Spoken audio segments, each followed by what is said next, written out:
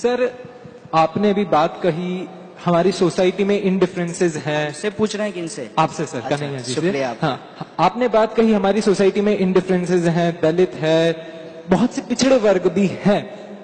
एक मुद्दा है, शायद आपने बात नहीं की अभी तक, या मैं उस पर आपका विचार जानना चाहूंगा कि हमारे देश में रिजर्वेशन एससी के लिए, एसटी के लिए एक बहुत बड़ा मुद्दा बन चुका है। और यूथ में, अगर मैं मुंबई यूनिवर्सिटी में पढ़ रहा हूँ, कॉलेज स्टूडेंट हूँ, 19 साल का हूँ, हमारे बीच में काफी बातें ये हैं कि अगर रिजर्वेशन होना चाहिए बहुत सही बात है, लेकिन जाति पे क्यों, किसी के सरनेम पर क्यों रिजर्वेशन है? अगर रिजर्वेशन देना चाहिए तो उसकी क्वालिफिकेशंस पे, कि उसने कितना पढ़ा है, कितना अच्छा नंबर लाया है, या रिजर्वेशन होना चाहिए कि उसके घर वाले या उसका सोशल बैकग्राउंड इतना सक्षम है या नहीं है। आप लड़ रहे हैं, बहुत अच्छी बात है, तो इस बात के लिए लड़ाई क्यों नहीं? दूसरी चीज मैं आपसे पूछना चाहूंगा, आज आप पूरे देश में स्टूडेंट पॉलिटिक्स का एक चेहरा बन चुके हैं। अगर स्टूडेंट, कोई भी यूनियन स्टूडेंट पॉलिटिक्स में अगर कोई देख रहा है तो वो आपका एक चेहरा देख रहा है। तो आप मेन स्ट्रीम पॉलिटिक्स में आना चाहेंगे या नहीं आना चाहेंगे? एक क्वेश्चन और है, मुंबई यूनिवर्सिटी, दो काफी। Please sir, this is last question. Mumbai में स्टूडेंट पॉलिटिक्स एक तरीके से बंद है, तो इसके लिए क्या आप कुछ करना चाहेंगे? क्योंकि आपका मानना है कि स्टूडेंट पॉलिटिक्स होना बहुत जरूरी है, तो आप इसके लिए अगर कुछ करना चाहेंगे तो वो सवाल। Thank you.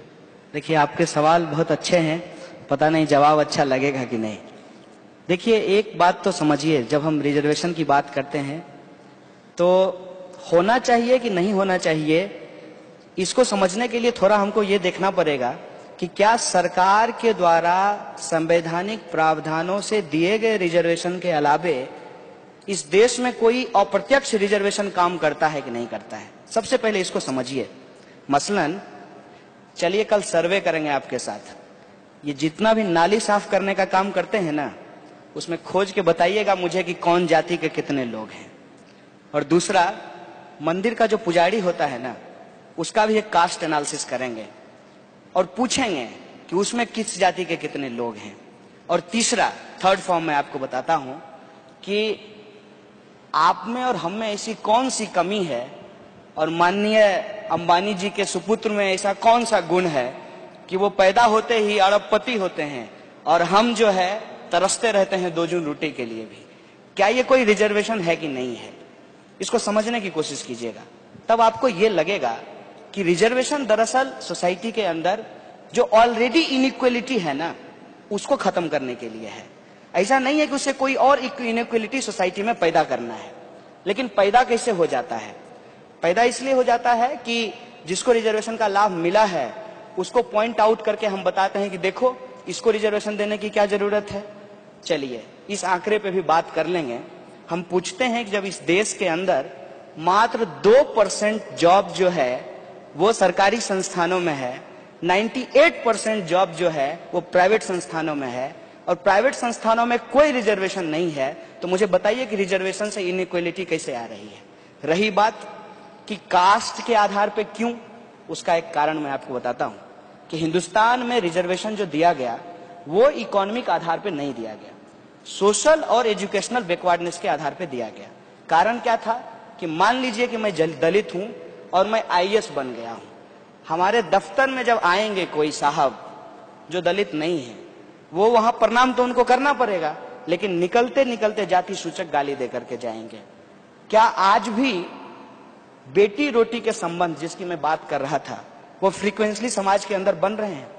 अगर नहीं बन रहे हैं तो क्या हमको ये जो ऑनर किलिंग होता है, कुछ लोगों की किताब बैन कर दी जाती है, कुछ लोग जो खास जाति से आते हैं उनको यूनिवर्सिटी से बाहर कर दिया जाता है, उनकी माँ बहनों के साथ बलात्कार कर दिया जाता है, तो जो हम एक इक्वल सोसाइटी बनाने की बात करते हैं उसको हम कैसे बनाएंगे?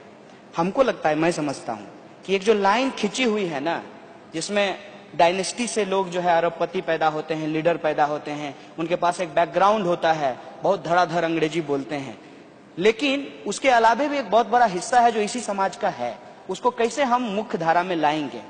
तो एक जो लाइन खिंची हुई है ना, उस लाइन के बराबर जो है एक बड़ी लाइन खींचेंगे। ये रिजर्वेशन की कोशिश थी।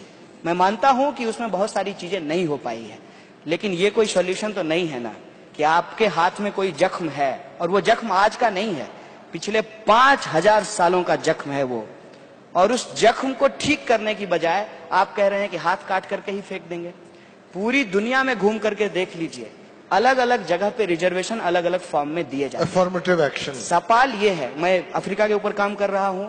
नेल्सन मंडेला जब जेल से छूट करके आए तो उन्होंने एक थ्योरी दिया ट्रूथ एंड रिकॉन्सिलेशन का, जिसमें जो गोरे लोग थे उनको कहा कि कोर्ट में आइए, एक्सेप्ट कीजिए, सोसाइटी में मिल करके रहते हैं, साथ रहते हैं। मतलब बाबर की गलती का बदला जुम्मन मियां से नहीं लिया जाएगा। मेरे बाप दादा ने दलितों के साथ क्या किया, इस आधार पे ब्राह्मणों के साथ डिस्क्रिमिनेशन नहीं किया जाएगा। और जो ब्राह्मणवाद शब्द का इस्तेमाल किया जाता है, जिसको बार बार भीमराव अम्बेडकर बोलते थे, वो किसी जाति के खिलाफ नहीं है, वो उस मानसिकता के खिलाफ है। और उस मानसिकता के चलते ये हुआ है। आप उत्तर प्रदेश जाकर के देखिए, जाटव जो हैं वो नॉन जाटव में शादी नहीं करते हैं, जबकि वो दोनों दलित हैं। तो ये जो मानसिकता है हायरार्की वाली, जो आपको हमसे अलग करता है, उस मानसिकता पे चोट करने की जरूरत है। और जब तक आप कोई मेटेरियलिस्टिक चेंज नहीं लाएंगे सोसाइटी के अंदर, तो ये सिर्फ आदर्शवादी कामना करने से ये समाज में लागू नहीं होता है। आज एफर्मेटिव एक्शन के चलते बहुत सारे ऐसे लोग हैं जो ब्यूरोक्रेसी में गए, एकेडमिक्स में आए और उन्होंने सोसाइटी के अंदर कंट्रीब्यूट किया।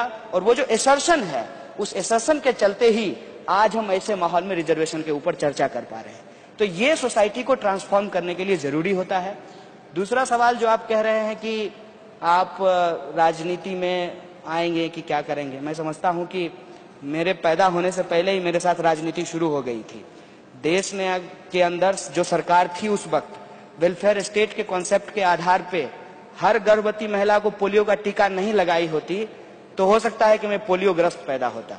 तो आपका पैदा होने से पहले ही आपके साथ राजनीति शुरू कर लेती है। ये आपके ऊपर है कि कब आप निर्भर करते हैं कि आप सेंटर ऑफ द स्टेज हैं। अगर आप नहीं हैं तो आपको उसी मार्जिनाइजेशन के खिलाफ सेंटर ऑफ द स्टेज बनने की जरूरत है। और राजनीति का ये कतई मतलब नहीं है कि जाइए किसी पार्टी में शामिल हो जाइए, चुनाव प्रचार कीजिए और जम करके जो है लूट खसोट करके अपना धंधा सेट कर लीजिए। ये राजनीति नहीं है। राजनीति सिद्धांत के आधार पे, विचारधारा के आधार पे समाज को बेहतर बनाने के लिए। तीसरा सवाल जो आप पूछ रहे हैं कि स्टूडेंट पॉलिटिक्स जरूरी है, उसका एक कारण मैं आपको बताता हूं। इस देश के अंदर अभी जितना लीडर है, चाहे वो किसी पार्टी का हो, चाहे उसका रंग कुछ भी हो, सब स्टूडेंट पॉलिटिक्स से पैदा हुआ है। लेकिन उसको अगर आप कहेंगे कि स्टूडेंट पॉलिटिक्स करना चाहिए, तो कहेगा नहीं, पढ़ाई लिखाई करना चाहिए, क्या जरूरी है राजनीति में जाने की। तो आपको पूछिएगा कि आपके दफ्तर में भगत सिंह की फोटो लगी हुई है, भगत सिंह भी किसी कॉलेज के टॉपर थे, लेकिन देश के अंदर जो समस्याएं थी उसके ऊपर वो लड़ते भी थे और नौजवानों को संगठित भी करते थे। तो कहेगा तुम तो राजनीति कर रहे हो।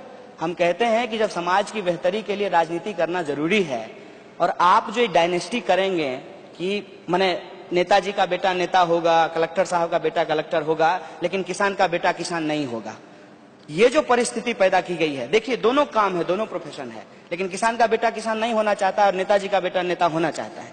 ये जो चलता आ रहा है, इसमें अगर इंटरवीन करना है तो नव तरुण, जिसको कहते हैं ना, नए नेताओं को खड़ा करना जरूरी है, जो कि पीपल्स का वॉइस हो, जो जिसका वॉइस